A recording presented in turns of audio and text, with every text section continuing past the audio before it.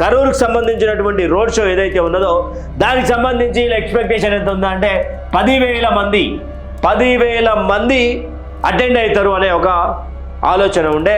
6 నుండి 8 గంటల సమయం వెయిట్ చేశారు కదా. వెయిట్ చేసినటువంటి తరుణంలో 28,000 నుండి 30,000 వరకు జనం అక్కడ చేరుకోవడం జరిగింది. వచ్చినటువంటి ప్రజలకు మంచినీళ్ళ సౌకర్యం కూడా కల్పించలేకపోయింది టీవీకే పార్టీ.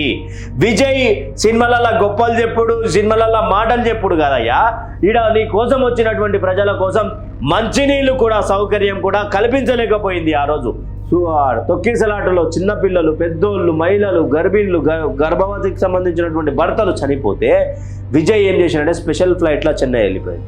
కనీసం పరామర్శించకుండా స్పెషల్ ఫ్లైట్లో పోయి ఒక ట్విట్టర్లో ఒక ట్వీట్ పడేసాడు, ఈ ఘటన నన్ను కలిసివేసింది అని.